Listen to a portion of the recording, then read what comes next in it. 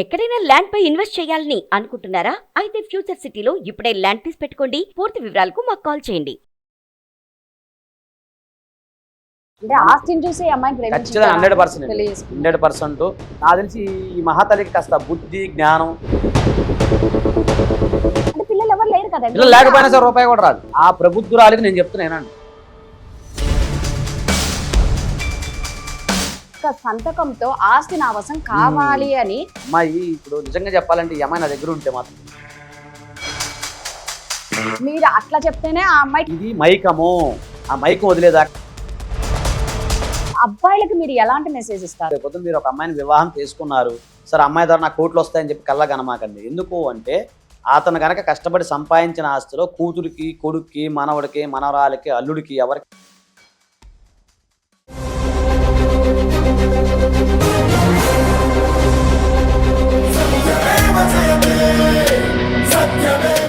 Hi viewers, India's largest digital media network Suman టీవీకి స్వాగతం. Welcome to legal opinion by Azad. So ఈ రోజు మనకు ఒక మెయిల్ వచ్చిందండి. ఆజాద్ గారు, ఈ మెయిల్ చూడంగానే నాకు ఇంకా అర్థమైంది, దీన్ని ఎక్కువ మనం చూడకుండా, అంటే వాళ్ళ బాధ చూడకుండానే మనం చెప్పొచ్చు అనేసి. ప్రతి ఆల్మోస్ట్ చాలా మంది ఇళ్లలో జరిగే సమస్యని ఈ రోజు మీతో నేను మాట్లాడబోయేది. ఎంతో అల్లారు ముద్దుగా పెంచుకున్న ఒక కూతుర్ని మంచి ఆస్తిపరుడు చక్కగా పెంచాడు, బోల్డ్ అంత ఆస్తి. 18 ఏళ్ళు వచ్చాయి అమ్మాయికి. ఇక మీకు తెలిసిందే, 18 ఏళ్ళు వచ్చాయంటే పిల్లల్ని 18 ఏళ్ళు ఏంది, 6th క్లాస్ నుంచే పిల్లల్ని పట్టుకోలేకపోతున్నాం. ఇక 18 ఏళ్ళు వచ్చాయంటే ఇంకా అసలు పట్టుకోలేదు. అమ్మాయి ఒకరిని లవ్ చేసేసింది, చక్కగా లేచిపోయింది, పెళ్లి చేసేసుకుంది. అయితే విచిత్రం ఏంటంటే, ఇప్పుడు ఆ అమ్మాయి నేను ఒక్కదాని ఒక కూతుర్ని, ఆ ఆస్తి మొత్తం నాకు కావాలి, తండ్రి ఏమో ఇవ్వను అని చెప్పి. అంటే ఇక్కడ ఏంటి బాధ అంటే, నిన్న కాక మొన్న వచ్చిన వాడి కోసం వీళ్ళు ఆఖరికి తండ్రి అంత పెంచిందంతా మర్చిపోయి సంపాదించిన ఆస్తిని ఎవరో ఒకరి కోసం తీసుకోవాలన్న తపన ఉంది చూడండి. అవును, అది అర్థం కాదు. ఏం చెప్తారండి ఈ అమ్మాయికి? అమ్మాయి ఏమో మొండిగా ఉంది, నాకు ఎలాగైనా ఆస్తి ఇప్పించండి మనకు మెయిల్ చేసి. తల్లిదండ్రులు వద్దు, ఆస్తి కావాలంట. తల్లిదండ్రులు వద్దట, అమ్మాయికి ఆస్తి కావాలట, అమ్మాయి ఆస్తి ఇప్పించండి అని మెయిల్ చేసి. ఒక్క మాట అమ్మా, ఇప్పుడు జనరల్ గా భారతదేశంలో వివాహ వయసు చెప్తున్నాను నేను. అమ్మాయికి 18 ఇయర్స్ నుండి 19 ఉండాలి, అబ్బాయికి 21 ఇయర్స్ నుండి 22 ఉండాలి. అది వివాహం చేసుకునే వయసు. సరే, మాకు 18 ఉన్నాయా మరి 19 ఉన్నాయా మనకు తెలియదు. 18 అయితే ఇప్పుడు పోక్సో యాక్ట్ అవుతుంది. సరే, అది సపరేట్ సబ్జెక్ట్, నెక్స్ట్ మనం దాని గురించి మాట్లాడుకుందాం. సో 19 అనుకుందాం, అమ్మాయికి 19 అని వివాహానికి వచ్చింది. సరే, నాకు తెలిసి పెళ్లి చేసుకుంది, లవ్ మ్యారేజ్, ఇంట్లో వాళ్ళు వద్దని ఉంటారు, ఖచ్చితంగా ఆబ్వియస్లీ వద్దని ఉంటారు. తర్వాత ఏమో బయటకు వచ్చేసింది, కొంచెం మళ్ళీ తెలివి ఉండదు కదా. ఇప్పుడు ఈ మధ్య తెలివి ఎక్కువైపోయింది, జనాభా ఎక్కువైపోయి ఇప్పుడు తల్లిదండ్రులని ఆస్తి అడుగుతుంది. ఎట్లా అడగాలని ఆమె పెట్టిన మెయిల్ తండ్రి పెట్టాడు. ఆ అమ్మాయి నాకు ఎలాగైనా ఆస్తి ఇప్పించండి, పెళ్ళైన అమ్మాయి మా నాన్న ఆస్తి వాటా కావాలి, నేను ఒక్కదాన్ని కదా, ఇంకా ఎవరికి ఇచ్చుకుంటారు, తల్లిదండ్రులు వద్దు అని అంటాం. ఇప్పుడు అలాంటి మహాతల్లు ఈ రోజు ఉన్నారు. సో ఇది నిజంగానండి, మీరు అంటే ఇది నాకు మీరు చెప్తుంటే మాకు తగులుతున్నాయి, ఇవన్నీ తగులుతూ ఉంటాయి, ఒకటి తగులుతూ ఉంటాయి. ఇది ఎలా ఉంటుందంటే, ఇన్నాళ్ళు కష్టపడి పెంచి పెద్ద చేసి తల్లిదండ్రులు అల్లారు ముద్దుగా మీరంటే ప్రేమ పంచి, నా కూతురు మంచిగా ఎదగాలి, చదువుకోవాలి, చెయ్యాలి అంటే ప్రేమించి పెళ్లి చేసుకోవడం తప్పు కాదు, దాన్ని ఎవరో అబ్జెక్షన్ పెట్టరు. కాకపోతే అతను సరైన గుణవంతుడయ్యి ఆర్థికంగా ఉండి ఈ అమ్మాయిని చూసుకుంటే ఏ తల్లిదండ్రులు ఓకే అనుకుంటారు. నాకు తెలిసి ఈ మహాతల్లికి కాస్త బుద్ధి జ్ఞానం ఏమి లేనట్టుంది. ఎందుకంటే సెన్స్ లేని పిల్లలాగా ఉంది పిల్ల. ఎందుకంటే అందరి ఇంట్లో ఆడపిల్లలు ఉంటారు. ఇప్పుడు నిన్నగాక నువ్వు పెళ్లి చేసుకున్నావు, నిన్నగాక నువ్వు పెళ్లి చేసుకొని అప్పుడే మా నాన్నలో ఆస్తి కావాలంటే వాళ్ళు ఎన్ని బాధలు పడి రూపాయి పోగు చేసుకొని కడుపు కట్టుకొని సంపాదించిన ఆస్తి ఈరోజు అప్పనంగా ఎవడో వచ్చాడు నీ జీవితంలోకి అని చెప్పి, వాడు ఎలా ఉంటాడో తెలియదు, వాడు నీతో జీవితకాలం ఉంటాడో లేదో తెలియదు, ఆస్తి వాడు నిలబెడతాడో లేదు. ఇంకోటి, నిజంగా అప్పనంగా వచ్చిన సొమ్ము ఎప్పుడు నిలబడదు. అలా ఉండేసి ఉన్నది. ఈమెకి బుద్ధి జ్ఞానం అనేది నాకు లేదనిపిస్తుంది. పిల్లకి ఎవరో కొద్దిగా అజ్ఞానంలో ఉన్నట్టుంది. ఎందుకంటే ఇంకొకటి మీరు చెప్తాను, ఈ బుద్ధి అమ్మాయికి రాలేదు. అదే ఆ మైకంలో ఉండి ఆడు వెనక నుంచి నడిపిస్తున్నాడు. ఎందుకంటే ఈ మధ్యకాలంలో ఇది ఒక ట్రాపింగ్ ఎక్కువైపోయింది. ఆడపిల్లల్ని ట్రాప్ చేయటం, డబ్బున్న ఆడపిల్లల్ని ఇలాగ ట్రాప్ చేసి ఉసుగోలపటం, ఇవన్నీ కూడా ఎక్కువైంది. ఖచ్చితంగా 100%. దీని ద్వారా మాకు ఒక పెద్ద కేసు కూడా అయింది, గుర్తుంది. ఒక అల్లారు ముందు మీరు చెప్పే స్టోరీ ఒక XYZ సంబంధించిన ఊర్లో జరిగింది, మీకు తెలిసే కదా. అది చివరికి అది శిక్షలు కూడా పడ్డాయి. అలాంటి సన్నివేశం ఆ ఊర్లో జరిగిన సన్నివేశం సేమ్ నాకు అదే రిపీట్ అవుతుంది, అదే రీకలెక్ట్ అవుతుంది ఆ మైండ్లో. చూడండి, నిన్నగాక మొన్న పుట్టిన అమ్మాయి ఇప్పుడు నిజంగా చెప్పాలంటే ఈ అమ్మాయి నా దగ్గర ఉంటే మాత్రం ఒకటి వీకే ఉంది. ఖచ్చితంగా లాయర్గా పక్కన పెట్టండి, ఒక ఇంటి పెద్దగా మాత్రం ఖచ్చితంగా ఒకటి వీకే ఉంది. ఎందుకు అని అడగండి, మీరు తప్పులేదు. ఎందుకంటే ఇంత కష్టపడతానంటే రూపాయి పోగు చేసి ఈరోజు డబ్బులు సంపాదించి నా కూతురు, ఆయన నువ్వు తెలియగల అమ్మాయి అయితే నాన్నగారితో చక్కగా ఉండి ప్రేమగా ఉండి చివరికి ఆ డబ్బులు మీ ఒక్కదాని ఒక్క అమ్మాయి కదా, ప్రేమగా ఉంటే ఆటోమేటిక్గా వాళ్ళు మీకు ఇచ్చేస్తారు.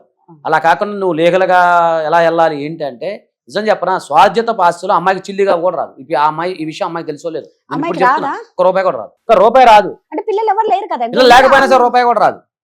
ఆ ప్రబుద్ధురాలికి నేను చెప్తున్నానండి, మీరు ఏమన్నా అనుకోండి, ఇంటి పెద్దగా అయితే నేను కొట్టేవాడిని. చాలా మందికి ప్రతి కుటుంబంలో అందరికి చెప్తున్నాను, మీకు ఇంటి పెద్దగా చెప్తున్నా, ఒక అన్నయ్యగా చెప్తున్నాను, మీరు కష్టపడ్డ ప్రతి రూపాయి సెల్ఫ్ ఎక్వైర్ ప్రాపర్టీ ఎవరికి వాటా ఉండదు. మీ పిల్లలకి రాదు, మీ భార్యకి రాదు, మీ కొడుకులకి రాదు, మీ మనవలకి ఎవరికి రాదు అంటిల్ మీరు వీలునామా కనుక వ్రాసినట్లయితే. అది దయచేసి గమనించండి. ఇప్పుడు ఈ కేసులో, ఈ ప్రబుద్ధురాలి కేసులో ఓపెన్ గా చెప్తున్నాను, మీరు ఏమని అనుకోండి, ఆడపిల్లగా నాకు రైట్ ఉంది, నేను తిట్టే రైట్ ఉంది. ఎందుకు అంటే, ఒక ఆడపిల్లగా రెస్పెక్ట్ ఇస్తాను, గౌరవిస్తా అమ్మాయిని. కానీ ఆస్తి నా తల్లిదండ్రులు వదిలేసి అని ఎప్పుడైతే మాట్లాడుతుందో దాన్ని ఎవరు కూడా యాక్సెప్ట్ చేయరు. నీకు అవకాశం ఉంటే, నీ వయసు ఉంది, ఒక మీ యొక్క పెళ్లి చేసుకున్న నీకు భర్త ఉన్నాడు, ఇద్దరు కష్టపడండి, రూపాయి పోగు చేసి డెవలప్ అవ్వండి, సంసారిగా చూపించండి.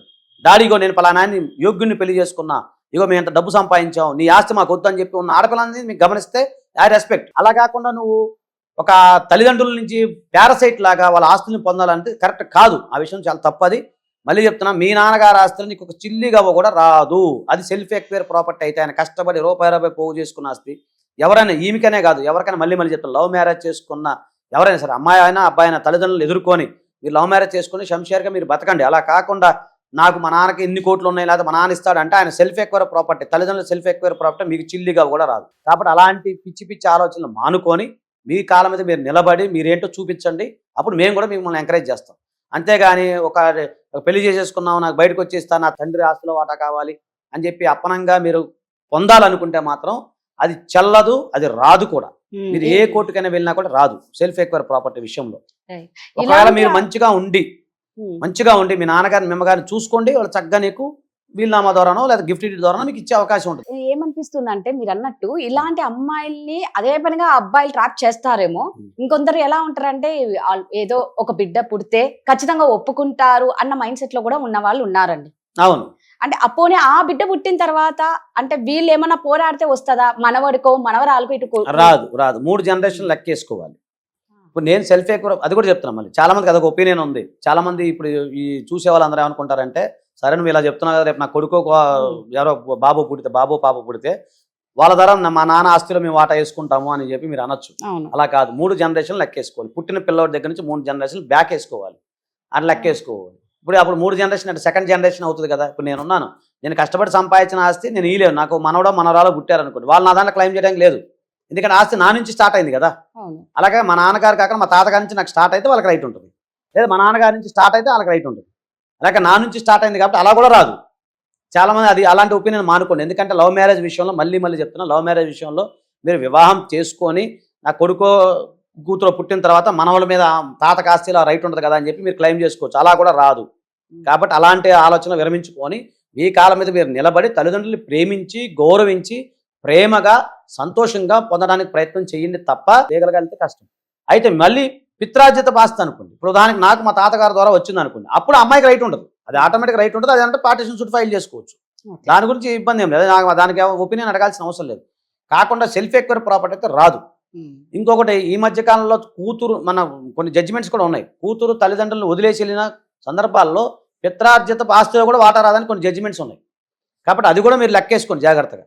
అంతేగాని మీరు దయచేసి తల్లిదండ్రులకు బాధ పెట్టద్దు, మానసికంగా వాళ్ళని ఇబ్బంది పెట్టద్దు, శారీరకంగా ఇబ్బంది పెట్టద్దు. ఎంత మానసికంగా బాధపడతారో మా దగ్గరకు వచ్చి చెప్తారు. ఈసారి నెక్స్ట్ మన బాధితులు ఉన్నారు, అట్లా 2-3 బాధితులు ఉన్నారు, మీకు లైవ్ చూపిస్తాను డైరెక్ట్ గా. ఆ పని చేద్దామండి, నేను ఖచ్చితంగా చూపిస్తానండి. వాళ్ళు ఎంత బాధ. మన వచ్చారు మా దగ్గరికి, నేను నాకు టైం సరిపోలేదు మనం పండగ అని చెప్పి, మీకు లైవ్ నేను చూపిస్తా. ఒక తండ్రి వచ్చాడు మా దగ్గరికి, కాళ్ళు పట్టుకుని ఏడిచాడు. 4 ఎకరాల పొలం ఉంది, అయ్యా నేను ఇస్తానయ్యా, నా కూతురు చెప్ప పెట్టకుండా వెళ్ళిపోయింది అని చెప్పి ఏడుస్తున్నాడు. అమ్మాయి ఏమంటది, నాకు నా భర్తే కావాలి, ఆయనే దేవుడు, ఆయన ఎప్పుడు ఏనాడు నాకు ఒక పిజ్జా కొనిపిలా, బర్గర్ కొనిపించలేదు, ఆయన అన్ని కొనిపించాడు, నాకు అక్కడ తీసుకెళ్ళాడు. ఆ పిల్ల అట్లా మాట్లాడుతుంది. ఇక అలాంటి వాళ్ళని నేను వదిలిపెట్టకూడదు. నేను చెప్తా, నెక్స్ట్ వీక్ లో మీకు తీసుకొస్తా, ఆ తల్లిదండ్రుల్ని, ఆ పిల్లని కూడా తీసుకొస్తా, ఆ భర్తను కూడా తీసుకొస్తా. ఒకసారి చూడండి వాళ్ళ ఒపీనియన్, ఈ డిఫరెంట్ సైకాలజీ మీకు అర్థమైపోతుంది. తాత్కాలిక బంధాలకి, తాత్కాలిక అనుబంధాలకి, ఆప్యాయతలకి ఇలా ఉండి చిన్నప్పటి నుంచి కని పెంచిన తల్లిదండ్రులను వదిలేసే వాళ్ళు చాలా మంది ఉన్నారు. నేను అందరూ నన్ను చాలా మంది ఉన్నారు. అలాంటి వాళ్ళు మీకు డైరెక్ట్ లైవే చూపిద్దాం. మన ఛానల్ ద్వారా. ఖచ్చితంగా అండి. అంటే నాకు ఇక్కడ ఏం బాధేస్తుంది అంటే ఆ తండ్రి కష్టార్జితాన్ని ఒక్క సంతకంతో ఆస్తి నా వశం కావాలి అని నిన్నగాక మొన్న వచ్చిన వ్యక్తి కోసం ఆ కష్టార్జితాన్ని అంత ఒక్క సంతకంతో లాగేసుకుందామని అనుకుంటున్నారు. అది అవునవును కరెక్ట్. అంటే ఏంటి, ఆ అబ్బాయి ఇంకేం చెయ్యకుండా కూర్చొని తినాలి. ఒకటమ్మా ఇప్పుడు ఎలా ఉందంటే అతను ఇది మైకము, ఆ మైకం వదిలేదాకా అమ్మాయి అలాగే మాట్లాడతారు. నేను చెప్తున్నా మళ్ళీ మన కౌన్సిలింగ్ ఇస్తాం, నీ అవసరం తను రమ్మని చెప్పండి. అదే బెస్ట్. మీరు అవసరం అయితే ఆమెకి మళ్ళీ తిరిగి మళ్ళీ మెయిల్ పెడదాము, అమ్మాయిని ఒకసారి రా సార్ పిలుస్తున్నారు, మీకు కావాలంటే మీకు ఏదైనా ప్రైవసీ కావాలంటే మీ ప్రైవసీ లేకుండా ఫేస్ మాస్క్ అది మనం ఉంది కదా మనం చేసాం, అలాంటి అంటే నువ్వు రా, మీ నాన్నగారిని కూడా తీసుకొని రా, కూర్చొని మాట్లాడదాం. ఇది ఒకసారి మనం ప్లాన్ చేద్దాం. ఖచ్చితంగా ఆజాద్ గారు, రమ్మని ఎందుకంటే చెప్పండి. ఇప్పుడు మీరెంత చెప్పినా కూడా వాళ్ళ బుర్రకు ఎక్కదు, అస్సలు ఎక్కదు. ఇవన్నీ కౌన్సిలింగ్ తోనే వాళ్ళకి, మీరు అన్నారు చూడండి, తెచ్చి చూపిస్తాం, ప్రత్యక్షంగా చూపిస్తే గానీ మైండ్ కి ఎక్కదు. ఇంకా ఇలా ఈమె కాకపోయినా నా దగ్గర ఉన్న 2-3 క్లయింట్లు ఉన్నారు, వాళ్ళతో కూడా నేను తీసుకొస్తా అవసరం అయితే. అదే అంటున్నా, అంటే మనం చెప్పేది ఏది ఈ టైంలో వాళ్ళకి ఎక్కదు, వాళ్ళకి కావాల్సింది వాళ్ళకి కావాలి. మీరు ఆస్తి ఇప్పించండి అనే మనకు పెట్టారు మత్తు. అంతే, వాళ్ళకి మీరు అట్లా చెప్తేనే ఆ అమ్మాయికి ఎక్కుతుంది. సరే అమ్మా రా అమ్మా నీకు ఈ ఆస్తి ఇప్పిస్తా అంటే అప్పుడు ఆ అమ్మాయి మెయిల్ పెట్టండి, మనం ఛానల్ ద్వారా పెట్టి రమ్మనండి. నెక్స్ట్ వీక్ ప్లాన్ చేద్దాం. ఖచ్చితంగా అలా ఉన్నారండి తల్లులు, మహాతల్లు. సో ఆజాద్ గారు, అంటే మీరు చెప్పిన దాన్ని బట్టి చూస్తే ముందు అమ్మాయిలు తస్మా జాగ్రత్త, అబ్బాయిలకి మీరు ఎలాంటి మెసేజ్ ఇస్తారండి? నేను ఒకటే చెప్తానండి, ఎవరైనా సరే అబ్బాయి అయినా అమ్మాయి అయినా సరే మీ కాలం మీద మీరు నిలబడండి ఫస్ట్. ముఖ్యంగా చాలా మంది అబ్బాయిలు ఏంటంటే ఈ మధ్యకాలంలో ఈ సోషల్ మీడియా ప్రభావం వల్ల వాళ్ళని ట్రాప్ చేసేసి అప్పనంగా డబ్బులు సంపాదించేసుకున్నాము, లేకపోతే ఎన్నో వచ్చేస్తాయని చెప్పేసి ఏదో రకరకాల ఊహాగానాలతో వల విసిరే వాళ్ళు చాలా మంది ఉన్నారు, మనం చూస్తూ ఉంటాం. సో ఎవరైనా మీరు అంత కష్టపడ్డా కూడా ఉపయోగం ఏంటంటే జీరో. ఎందుకు అంటే సెల్ఫ్ ఎక్వైర్ ప్రాపర్టీ అనేది ఆయన ఇష్టము. రేపొద్దున మీరు ఒక అమ్మాయిని వివాహం చేసుకున్నారు, సరే అమ్మాయి ద్వారా నాకు కోట్లు వస్తాయని చెప్పి కల్లా కనమాకండి. ఎందుకు అంటే అతను కనుక కష్టపడి సంపాదించిన ఆస్తిలో కూతురికి, కొడుక్కి, మనవడికి, మనవరాలకి, అల్లుడికి ఎవరికి రూపాయి రాదు. కాబట్టి అలాంటి ప్రయత్నాలు కాకుండా మీరు మీ యొక్క తెలివిని కష్టపడి డబ్బు సంపాదించుకుందాము, శంషేరిగా బతుకుదాము, అప్డేట్ అవుదాము, నేనేంటో చూపిస్తాయి సమాజానికని ఆ విధంగా మీరు ఎదగడానికి ప్రయత్నం చేయండి తప్ప, అప్పుడు అలా చేస్తే ఆటోమేటిక్గా మీకు ఆస్తి వస్తుంది. ఎలా వస్తుంది? ప్రేమపూర్వకంగా వస్తుంది. కానీ లీగల్గా అనేది మీరు సెల్ఫ్ ఎక్వైర్ ప్రాపర్టీలు మీరు టచ్ చేయడానికి కూడా మీకు రైట్ లేదు. కరెక్ట్ అండి. ఏదో ఒక్క ఆస్తితో మనం లైఫ్ లో సెట్ అయిపోతాం, ఏం సంపాదించకుండా నా ఆలోచన ఫస్ట్ తీసేయండి మైండ్ లో నుంచి. మీరు అనేది కరెక్ట్. సో ఈ అమ్మాయికి అయితే మెయిల్ పెడతామండి, ఖచ్చితంగా ఈ అమ్మాయి కౌన్సిలింగ్ అయితే ఇప్పించాల్సింది. థ్యాంక్ యూ ఆజాద్ గారు. సో అదండి వాళ్ళ టాపిక్. మరో లీగల్ ఒపీనియన్ తో మళ్ళీ కలుద్దాం. అంతవరకు సెలవు, నమస్కారం.